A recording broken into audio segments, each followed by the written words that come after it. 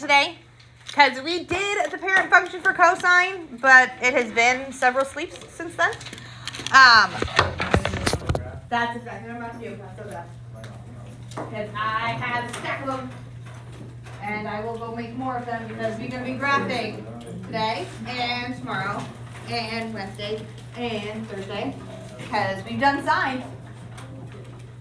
We still got cosine, we still got secant, we still got cosecant, we still got tangent, we still got cotangent. I know for sure on at least one final in the last 2 years, one of those graphs has showed up on final. So, we go what we do. Because I don't get to pick the final. That's the big problem, is I don't get to pick what's on the final. That was my... Okay, so we prepare for everything.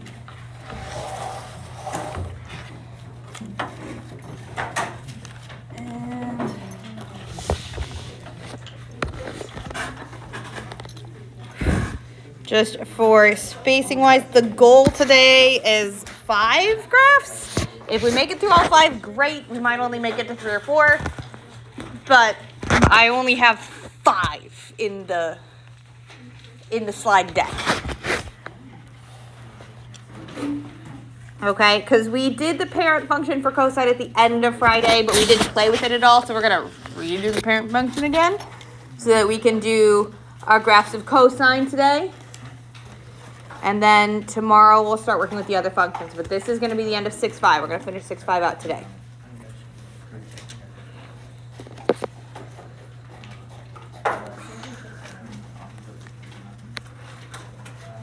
I'll give you guys a second because I know everybody's cutting out graphs to get into notebooks.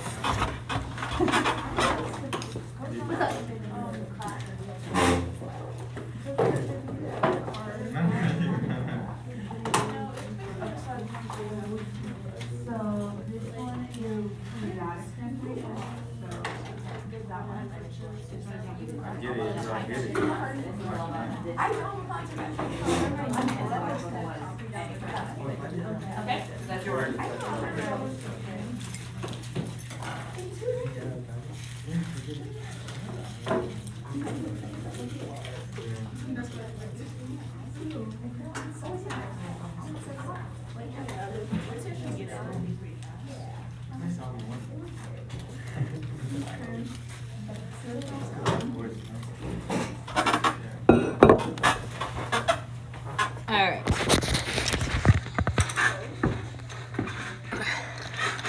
So I'm going to start with our cosine graph again. We did graph this on Friday, but we have slept several times since then.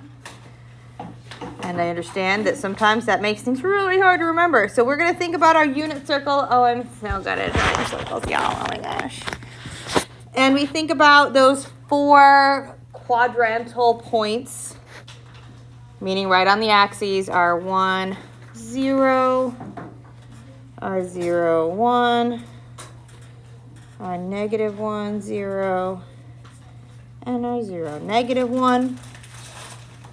And we are relating the x of the angle with the cosine. Which point is my cosine, x or y? X. Because these points are always cosine, comma, sine. So we're looking at our x values. So when my angle is 0, my cosine value is 1. Oh, helps us figure out what we're counting by. I'm going to do kind of the basics, pi over 4, which I'm going to, so we're going to do pi over 4, pi over 2, 3 pi over 4, which gives us pi, and counting by 4s, minus pi, and minus 2 pi.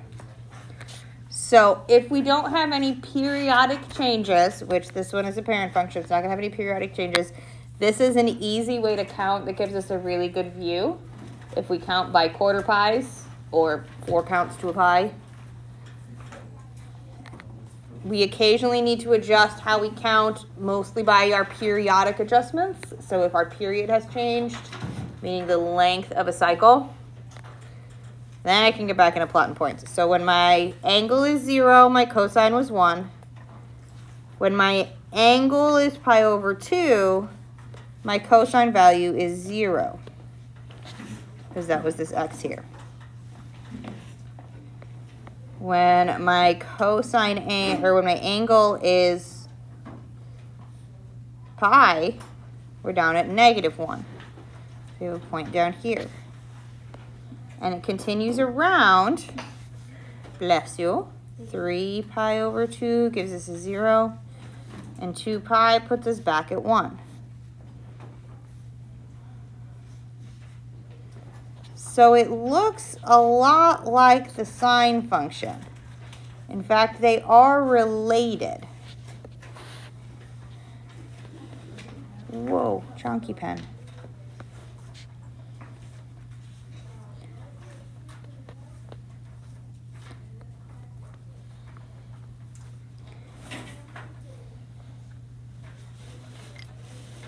So our cosine function is going to look like this. And it continues on. The patterns continue on in both directions.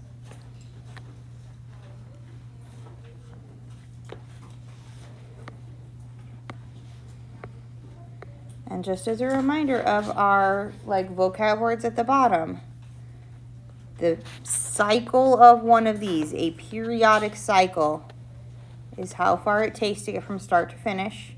With no transformations on it, it's 2 pi.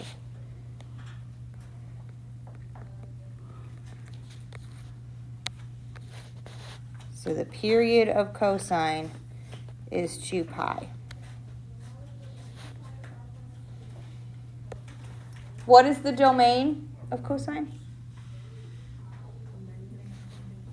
Negative infinity to positive infinity. What is the range of cosine? Negative 1 to 1. Oops, square brackets. Inclusive. What is the amplitude? 1. If it doesn't have any transformation, it's just 1. I'm being a jerk. And then we're going to talk about the left endpoint and the right endpoint. Just like when we did it with sine, it's where we start. So it's what our transformation is when our angle is 0. So our left endpoint here is going to be at 0, and our right endpoint is 2 pi. It's that first cycle around the circle. It's from angle 0 to angle 2 pi. That's our period. The left and the right endpoints of that period.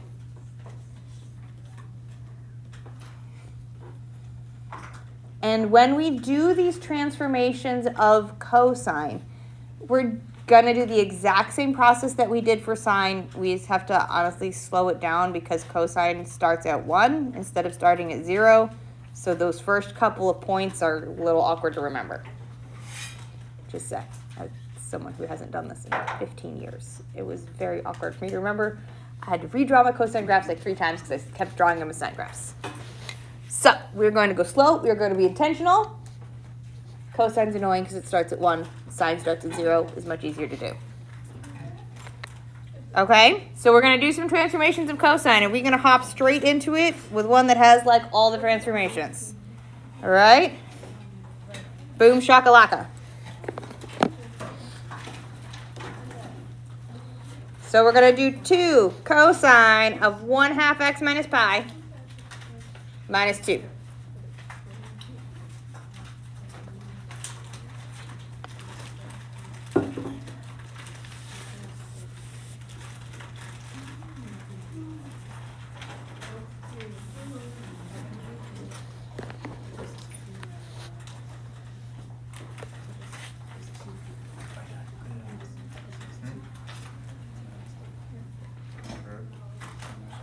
All right, so the first thing I'm going to do on something like this is deal with this minus 2. This moves the midline That's what we call it. Our midline goes down 2. So if we think about on our cosine, if we think about our cosine function, how it's centered very clearly here around our x-axis, we're going to take the whole thing and shift it down 2. So I'm going to come here onto my graph, and we're going to I put a dotted line. It doesn't matter if it's dotted line or solid line, but I tend to do dotted. That's my new midline. So we're going to center everything around that bright pink line. My midline goes down 2. Then we're going to figure out how long the period is so we can figure out what we're going to count by on our graph. So I will draw my midline before I even figure out what I'm counting my x's by. So to find the period of our function, same way we did it for sine, we're going to take 2 pi over b. So for this one in particular, we're going to do 2 pi over 1/2. So how long is a period for this function? I've heard both 1 and I've heard 4. What do we think? 4. Yes. It is 4 pi. 2 divided by 1/2 is 4. So if our period is 4 pi, we need to make sure we can count big enough so that we get at least a full period on our graph. So counting by the way we did on the last one isn't going to work. We don't have enough space out to 4 pi to get a full period. So I'm going to count smaller. So when I am coming down here to number my graph, I'm going to switch it to be like maybe pi over 2. Oh, that is way too chunky of a pen. So the period that we have on there that we find out is going to change how we count on our x-axis. So we're going to need to count bigger. Our graph needs, oops, there's a D in the word need. There we go. Needs a whole period.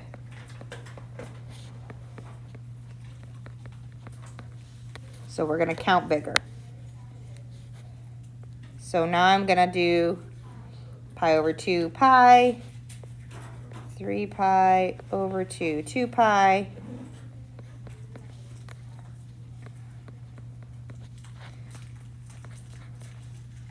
And that lets me get up to 5 pi on my x-axis.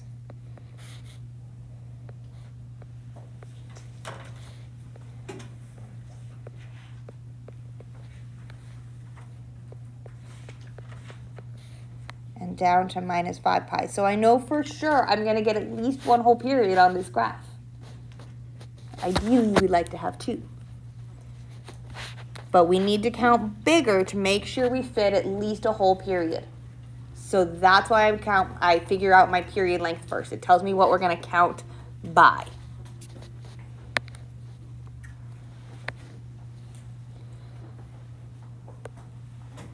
Next, we're going to identify our amplitude, but we're not going to plot it right now. What is our amplitude?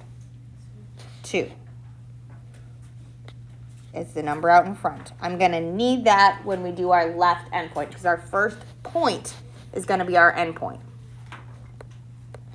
So to do the endpoints, that's when we take the argument in cosine, this guy, and we set it equal to 0.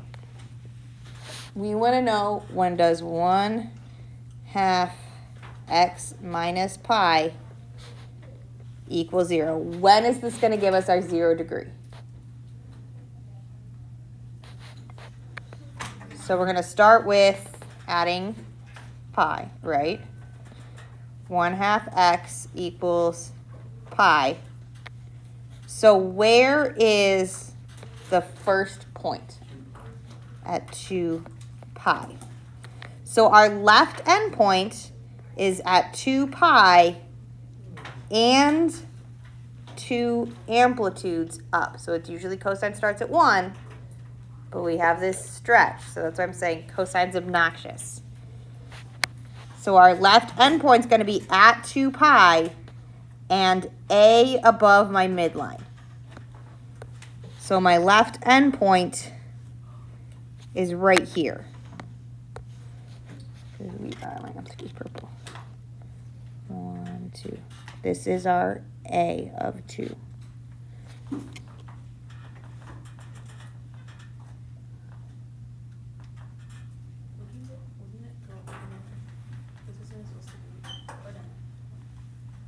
Okay. Because normally cosine starts 1 above our midline. Since our amplitude is 2, it stretches it. Then we're going to do the right endpoint.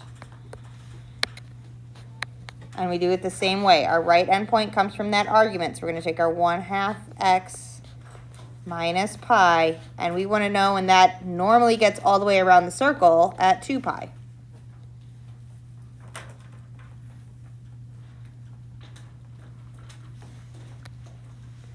So we're going to start with adding pi to both sides. So we get 1/2 x equals 3 pi. So where is our right endpoint? 6 pi, which is just barely off my graph. So I'm just going to make it work.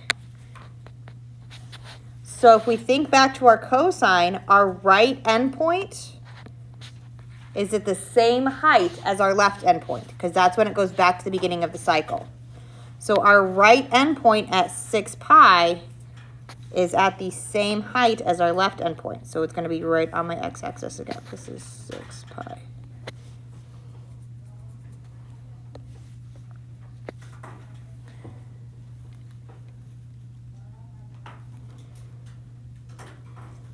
The way we're going to get the other pieces is we know that as this is a, wrong direction, periodic function, halfway between these two is where it's at the other extreme, right?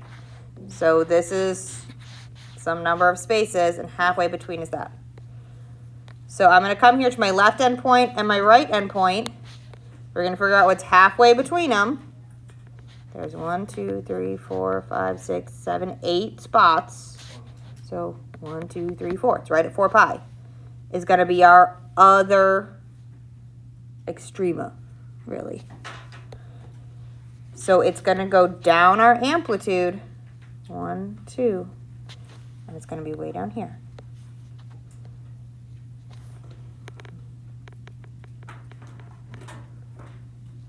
Halfway between each of those is where it hits 0. So between my 2 pi and my 4 pi, we're going to hit 0 at 3 pi, and we're going to hit 0 at 5 pi. That gives me one whole period, and all we need to do to get more graph is to repeat the pattern. So it's going to go down, and then it's going to go up, and then it's going to go down, and then it's going to go up. There we go. Oh, it's supposed to be 0. There we go. Once we have one period, all we need to do is repeat. So it's left 2 middle, left 2 down.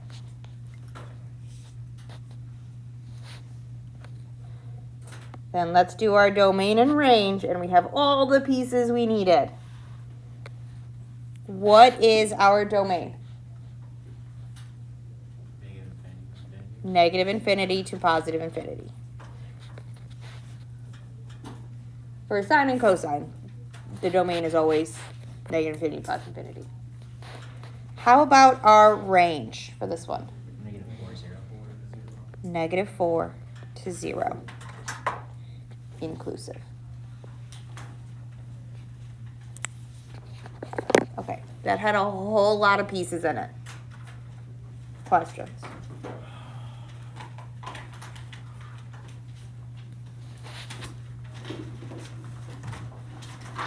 Okay.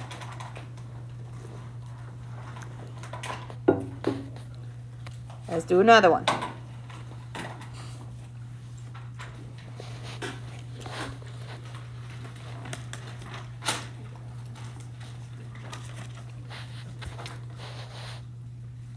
So you got 3 cosine of x minus pi over 4.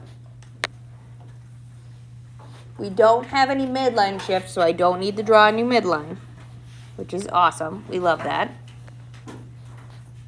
Which means next I need to figure out what the period is so that we can figure out what we're counting our x-axis by. We find the period by doing our 2 pi over b. So what is the period on this function? 2 pi. Because our b is just 1.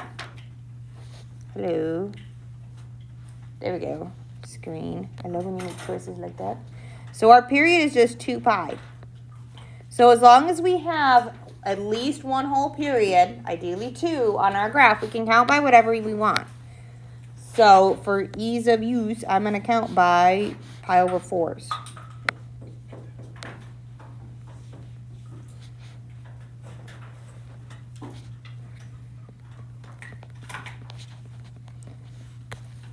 One, 2, 3, 4 gives me 2 pi minus pi. 1, 2, 3, 4 minus 2 pi.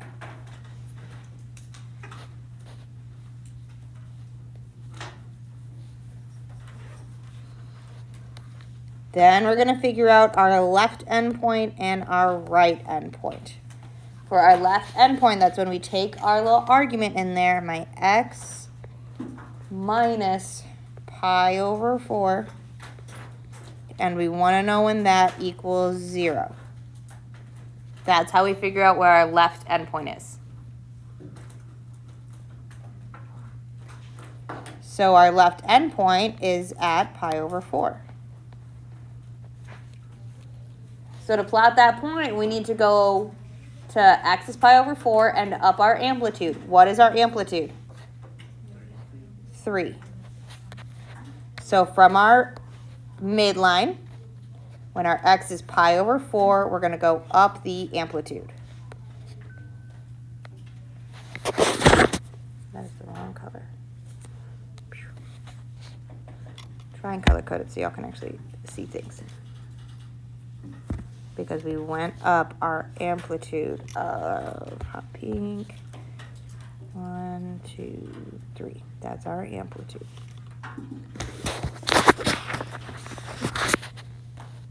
We draw that A so it looks like an A, because that looked like a 9. There we go. To do our right endpoint, we're going to grab that argument again, x minus pi over 4. And we want to know when that gets all the way back around the circle to 2 pi. So where is our right endpoint?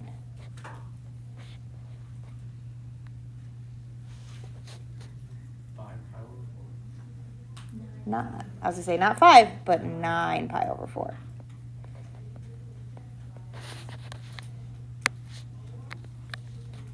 And again, it's up that amplitude. So it's going to be way up here. Because it is also up that amplitude of 3. Bless you. To figure out our other points, we basically do 2 midpoints. So the midpoint between my endpoints, 1, 2, 3, and we go down that same amplitude.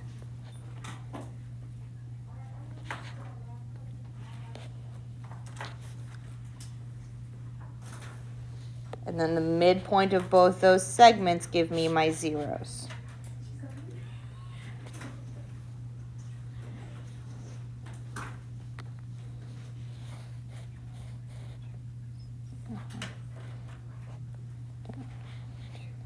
And we can continue that pattern.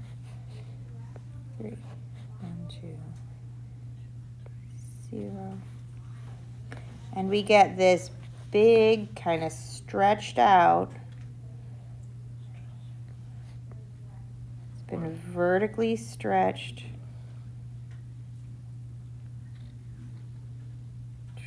Like that. So once we have one period on this graph, which was the one that we plotted at first, so here's our main period, we can repeat the pattern where it was 2 spaces and then we were at 0, 2 spaces, then we were down 3.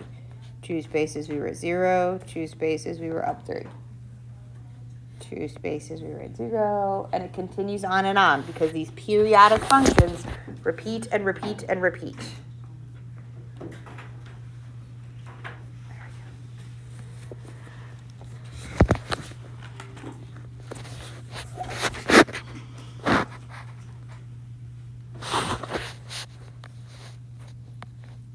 What's our domain for this function? Negative infinity to positive infinity. What is our range for this one? Negative 3 to 3. Okay, one of those, it's awkward, but once we get the hang of it, they're not the worst, but they're awkward.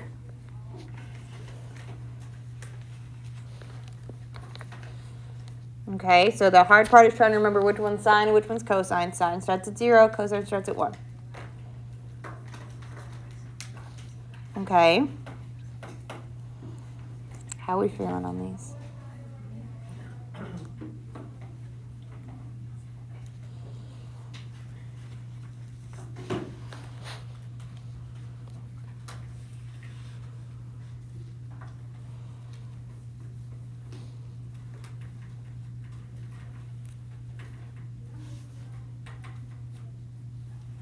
Okay. Let me see which one I have on here. I want to check which ones I have before I...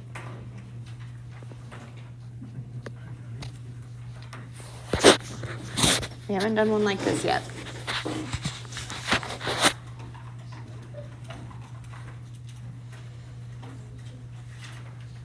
And honestly, we'll probably do this one as the last one just so that you guys can have some time to, oh my gosh, work on stuff. Holy cow, what?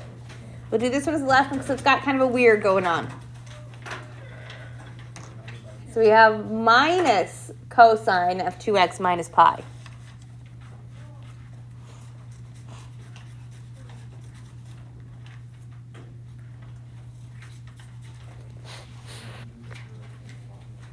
So we're going to start the same way. We don't have any midline shift, so that's good. We don't have to draw that. Let's figure out what the period is. So we take our 2 pi over b. Our b this time being 2. So the length of a period for this function is pi. So I'm going to count the same way we've done before. 1, 2, 3, 4, pi. I'm going to count by pi over 4s. You can go smaller if you want to, but this will still give us a good view of what's happening. Minus pi, boop, minus 2 pi.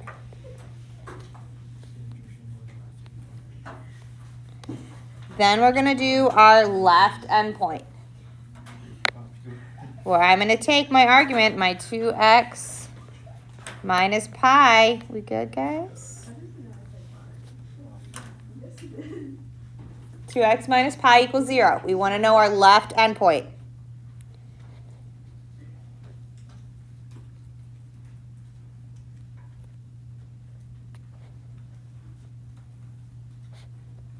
So we add pi to both sides, and we get that 2x equals pi. So where's my left endpoint? Pi over 2. What is my amplitude? Negative 1. So when we are doing our left endpoint at pi over 2, instead of going up 1. By my amplitude, we're going to go down 1. This has a vertical reflection. Just like A, H, and K have done for forever, when A is negative, we still reflect over that x-axis. So we have to watch out because this amplitude of -1 changes that. So our right endpoint, same vibe. And we take our 2x minus pi equals 2 pi.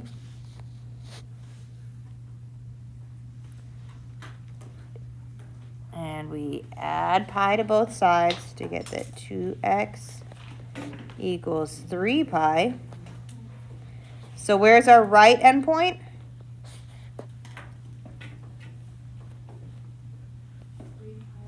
3 pi over 2. So we're going to go to where our angle is 3 pi over 2. And we are going to use that amplitude. So we are going to go down 1. That uses the amplitude.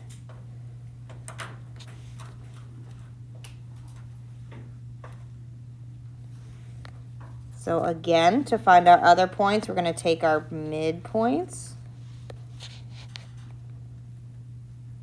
So the bottom still is by our amplitude, so it's just 1 up this time.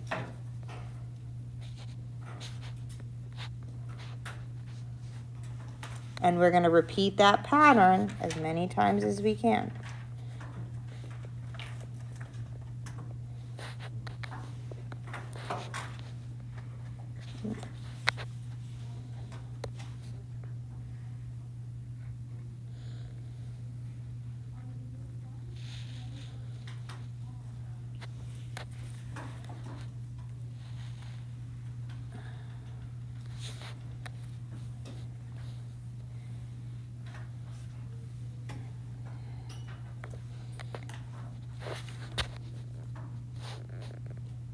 And we can see that because it is a periodic function, even though it had this reflection of -1, the horizontal shift actually made it so if we look at the whole graph, it's still just starting at 1. So this is an overcomplicated way to draw exactly our parent function here. We wound up exactly at the same place because we had the horizontal shift that happened just enough to, aside from the period change, put us right back at our parent function. So since they repeat, we could wind up with graphs that look identical with entirely different equations. In fact, if I did just like another periodic shift, I could wind up right at sine too. So they're very, very related. They're very, very similar. All we got to do is put our domain and range, and then we're done with this one. So what's our domain? -infinity to +infinity. What's our range? -1 to 1. Okay? So we have a little less than 10 minutes, but definitely more than 5. So woohoo. Work on the packet, the homework packet that has those 8 graphs, because that we're gonna be done. Because honestly, we are gonna use the sine and cosine graphs to make the secant and cosecant graphs. So we're going to continue working with them. So it's going to be really important that we know how to do it. Okay? So this is the end of 6-5. Tomorrow we're starting what's called other trig graphs. Graphs of other trig functions, which are very based heavily off of sine and cosine graphs. So we're going to continue to work with sine and cosine graphs as we work with secant and cosecant over the next couple of days. My general plan is to do cosecant tomorrow, secant on Wednesday, and tangent cotangent Thursday. So we're going to be graphing like the whole time.